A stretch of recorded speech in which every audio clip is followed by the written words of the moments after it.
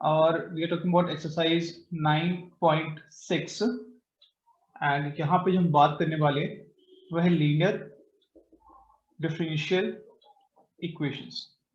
इसको आगे जाके हम L dot D dot E बोलेंगे, ठीक है। L stand for linear, D stand for differential and E stand for the equation, right. The question is, यहाँ जो हम बात करें पहले पूरा नोट डाउन कर लीजिएगा कि कोई भी इक्वेशन अगर आपको इस फॉर्म में लिखी है dy by D X plus P Y equal to Q, ये मेरे पास एक इक्वेशन लिखी गई है dy by D X plus P Y equal to Q.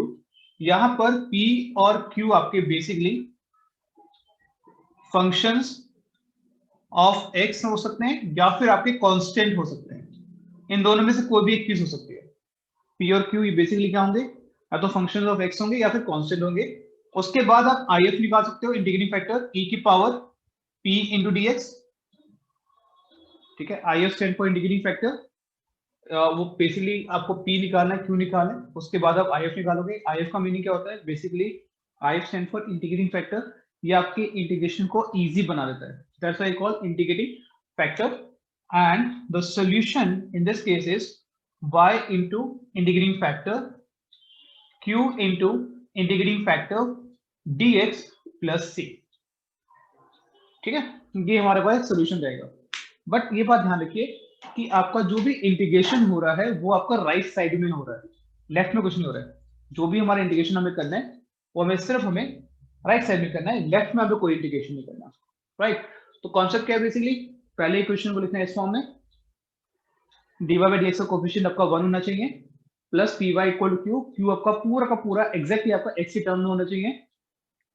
p निकालिए, q निकालिए, फिर if निकालिए, इंटीग्रेटिंग फैक्टर निकालिए which is e raise to power integration of p dx, and then आप सॉल्यूशन निकालिए which is y into integrating factor is equal to q into integrating factor dx plus c। ये पूरा solution आप निकाल लीजिए।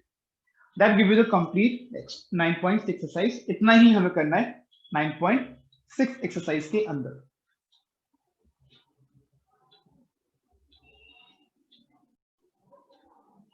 तो एक बार दोबारा समझते हैं क्वेश्चन को। जैसे क्वेश्चन गिवन था dy by D X plus 3y equal to e की पावर माइनस 2x, p लिखा हमने 3, q लिखा e की पावर माइनस 2x, y का कोफिशिएंट p होगा और जो भी आपका राइट साइड में लिखा जाएगा वो आपका q बनेगा। लेकिन हमें ध्यान रखना है p और q या तो दोनों कांस्टेंट होने चाहिए या फिर इनमें से कोई भी एक कांस्टेंट या फिर फंक्शन ऑफ x हो सकता है, या फिर दोनों के दोनों भी फंक्शन हो सकते हैं। किसके, x के। तो या तो कांस्टेंट होगा या फिर x का फंक्शन होगा, ये हमें ध्यान रखना है। फिर if की बारी, e की पावर p dx, अब p आपका 3 है, 3 का इंटीग्रेशन 3x होता है। तो यहाँ तक वो क्लियर हो गया। सॉल्यूशन, ये आपको स्टेटमेंट हमेशा लिखनी है, y into if is equal to q into if dx plus c। if की वैल्यू 3x, q की वैल्यू e की पावर माइनस 2x, if की वैल्यू e की power 3x dx plus c। Step book clear है। उसके बाद base because same है तो पावर ऐड देंगे, पावर आपकी हो जाएगी सिंपली x और x का इंटीग्रेशन आपका ex ही रहता है। बिकॉज आंसर आप सी में छोड़ रहे हो, इस पर्टिकुलर आंसर को हम बोलते हैं जनरल सॉल्यूशन। जब तक आपको x और y की वैल्यूज नहीं पता है हम उसे जनरल सॉल्यूशन में ही कन्वर्ट करते हैं।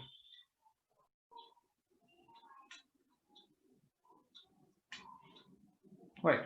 So question number 5 now. Now this is an important one. Question number 5. It says cos square x dy upon dx plus y equal to 10x। ये क्वेश्चन आ गया, cos square x dy by dx plus y equal to 10x, right. अब यहां देखिए dy by dx के साथ है cos square x, मुझे dy बाई dx का कोफिशिएंट 1 चाहिए, तो क्या करेंगे, डिवाइड करेंगे both sides by cos square x। तो ये क्या बन जाएगा, dy upon dx 1 upon cos square x into y 10x divided by, यहां पे आ जाएगा cos स्क्वायर x, ठीक है। यानी कि दिस इज p और this is q। So what is p, 1 upon cos secant square x, what is q, 10x into sec square x। देखिए last question और इस क्वेश्चन में क्या डिफरेंस हो गया, लास्ट क्वेश्चन में p कांस्टेंट था बट यहाँ पे p अगेन x का फंक्शन आ गया। अब if की बात करते हैं। ई की power p into d x, e की power second square x into d x, e की पावर 10x, ये आपका IF आ गया। ठीक है, अब सॉल्यूशन की बात करते हैं। Phi into integrating factor q into integrating factor dx plus c, ये सॉल्यूशन है मेरा, राइट। तो यानी कि y इंटू ई की power 10x, what is cube, 10x secant square x e की power 10x dx plus c। ठीक है, तो अभी तक नहीं है, अभी इंडिकेट नहीं किया है, अब इससे हमने वैल्यूज पुट करिए, p निकाला, q निकाला, p से if निकाला, e की पावर 10x हो गया, सॉल्यूशन मुझे पता ही है, उसके अंदर मैंने वैल्यूज पुट कर दी, बस अब इतना ही करा हमने, आगे अभी सॉल्व नहीं किया है। अब इंटीग्रेशन कैसे किया जाएगा, उसके लिए इन द स्पेस, तो मैं इसको हटा देता हूँ, इसको रब कर लेते हैं। देखिए 10x है, 10x है, तो अगर आप यहां पे लेट कर लेते हैं t को 10x, लेट्स से, अब इसे राइट की बात हो रही है, सो dt अपॉन dx हो जाएगा सेकेंड स्क्वायर एक्स, या फिर dx से जो वैल्यू आ रही है वो आ जाएगी dt upon second square x. So question में क्या चेंजेस आएंगे, यहां पे मैंने t नहीं लिखा क्योंकि यहां पे इंडिकेट नहीं हो रहा, इंडिकेट तो राइट साइड में हो रहा है, t second square x e की power t dt upon second square x plus c, ये कैंसिल। ठीक है, बचा क्या आपके पास, t इंटू ई की power t dt plus c, right.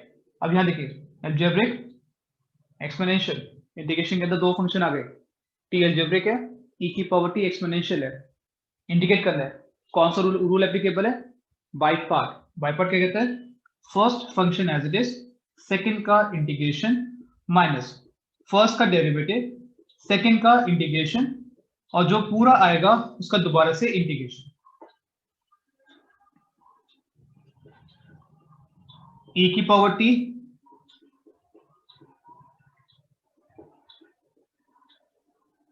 यहां तक क्लियर हो गया पूरा, क्योंकि t as it is, e की पावर t का इंटीग्रेशन e की पावर t माइनस t का डिफरेंशिएशन 1, e की पावर t का इंटीग्रेशन e की पावर t, 1 इंटू e की power t is basically e की पावर t, और इसको हटा देते हैं, यहाँ पे बाय पार्ट लग चुका है पूरा हमारा, और 1 इंटू ई की power t is basically e raised power t, so ये आपका आ जाएगा y into e raised power 10x is equal to t into e की पावर t माइनस ई की power t plus c, e की power t is common, t minus 1 plus c, t आपको दिया हुआ है 10x equal, so it will be e की power 10x in the bracket 10x minus 1 plus c, ये आपका आ गया पूरा पूरा इंटीग्रेशन करके सॉल्यूशन।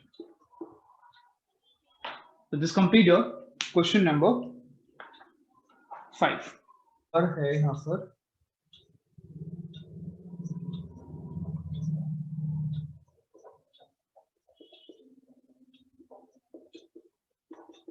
राइट, ठीक है।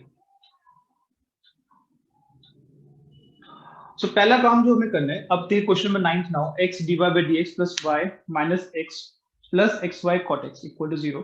तो फर्स्ट स्टेप जो हमें इस क्वेश्चन में करना है कि बेसिकली आपको dy बाय dx का कोफिशिएंट को 1 बनाना है, उसके लिए आप x से डिवाइड कर दीजिए बोथ साइड, तो ये आपको आएगा dy upon dx y upon x minus 1 plus y into cot x equal to 0, because x upon 0 भी आपको बेसिकली 0 ही आएगा। अब y के जो कोफिशिएंट ये दोनों है, so y upon x y into cot x equal to 1, because minus 1 को जब शिफ्ट करोगे तो वो 1 में कन्वर्ट हो जाएगा। अब इन दोनों में y कॉमन है, अपने जैसे y कॉमन निकाला, ये आपको बन गया 1 by x into cot x is equal to 1, right. अब इस स्टेज पर आपको डिसाइड करना है कि आपका p कितना होगा और आपका q कितना होगा, p भी आपको निकालना है और q भी आपको निकालना है। तो इस केस में this is your p y coefficient and this is your q.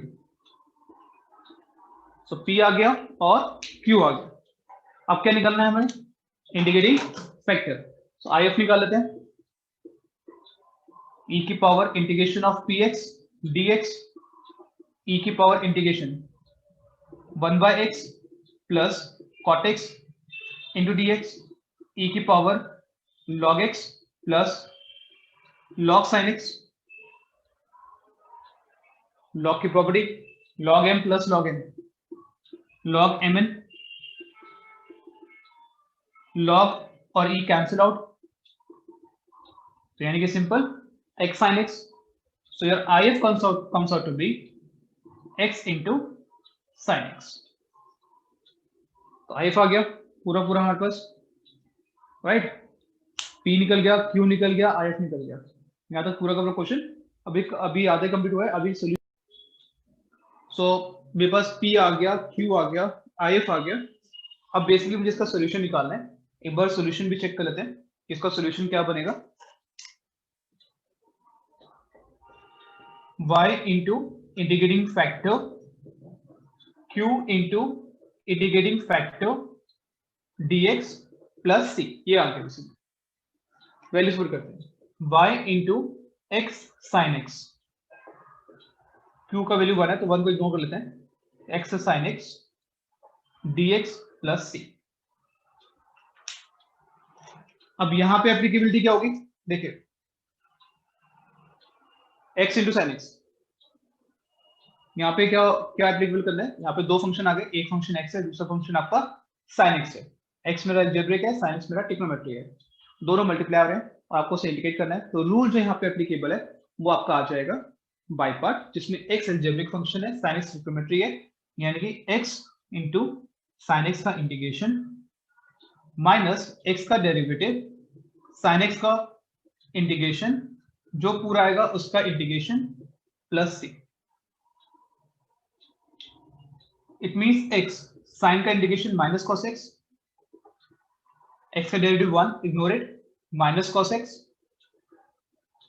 dx plus c, minus x cos x minus minus plus integration of cos x dx plus c, minus x cos x plus sin x plus c. That gives a complete answer. आप चाहो तो x sin x से divide कर सकते हो, but I think इतना ही छोड़ दो. बिल्कुल ठीक है. Again, linear differential equation, chapter number 9. First of all, we go with question number 13. काफी बड़ा क्वेश्चन है ये. क्वेश्चन बड़ा है, सॉल्यूशन बड़ा नहीं है, ये ध्यान रखना. y cot x 4x cosec x, और यहाँ पे पर्टिकुलर सॉल्यूशन निकालने के लिए कहा है, तो डेफिनेटली फिर x की और y की वैल्यूज भी आपको प्रोवाइड करेंगे. सो कई बार क्या होता है, मैंने बहुत बार देखा है बच्चों को कि क्वेश्चन देखा यार, क्वेश्चन की लेंथ बहुत बड़ी है, अगर बहुत बड़ी लेंथ है तो क्वेश्चन को छोड़ देते हैं, क्योंकि अगर क्वेश्चन इतना लंबा है तो आंसर भी डेफिनेटली काफी लंबा होगा. बट ऐसा होता नहीं है, ऐसा कभी नहीं होता, बहुत रेयर टू रेयर होता है. अब जैसे इसको देखेंगे, पूरा का पूरा प्योरली आपका लीनियर डिफरेंशियल इक्वेशन के फॉर्म में लिखी हुई है. यहाँ पे ये p आ गया और ये मेरा q आ गया. if निकालोगे,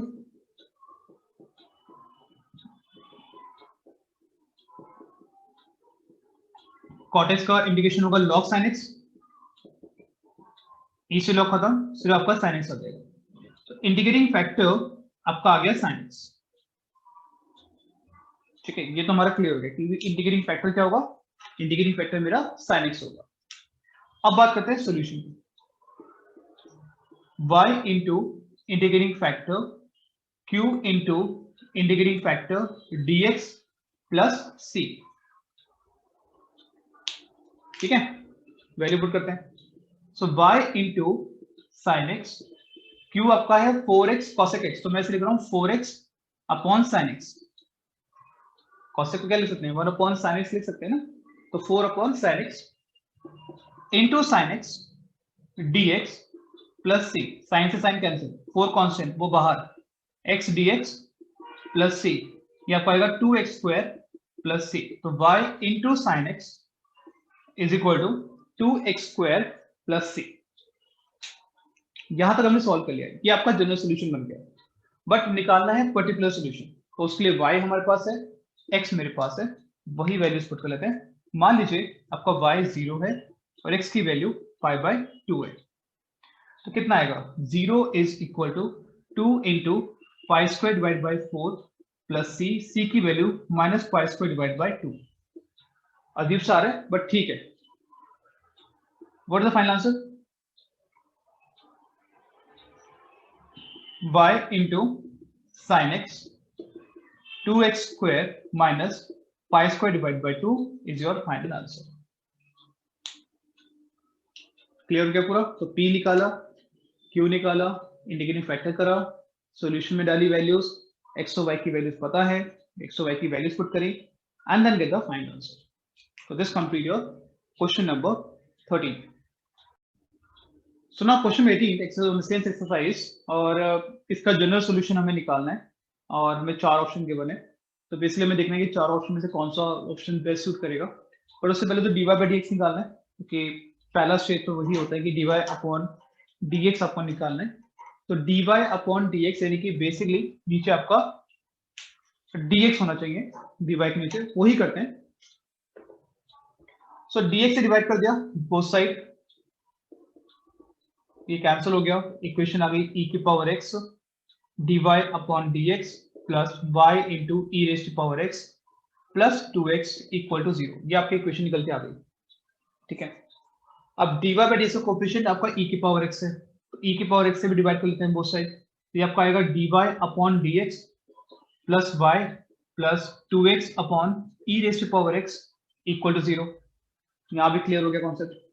यानी कि इसको आप ऐसे लिखोगे, आप dy upon dx plus y is equal to 2x upon e raise to power x negative के साथ.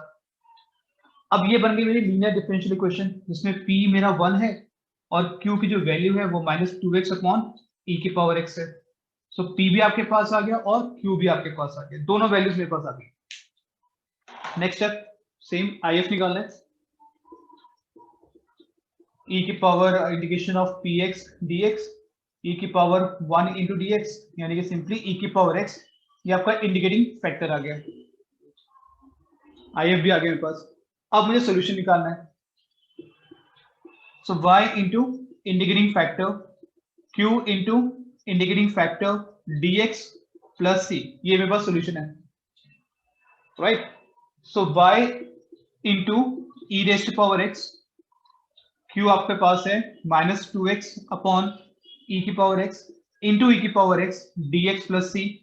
e की पावर x से e की पावर x कैंसिल, माइनस 2 बाहर निकाल सकते हैं,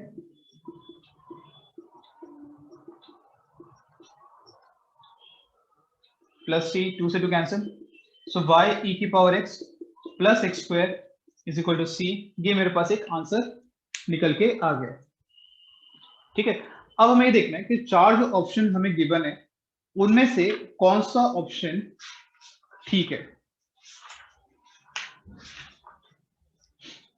जो 4 ऑप्शन हमें गिवन है उनमें से कौन सा ऑप्शन बेसिकली ठीक है. तो अगर आप देखो ध्यान से, आई थिंक क्वेश्चन में जो सी ऑप्शन है वो बिल्कुल ठीक है. This complete again question number 18.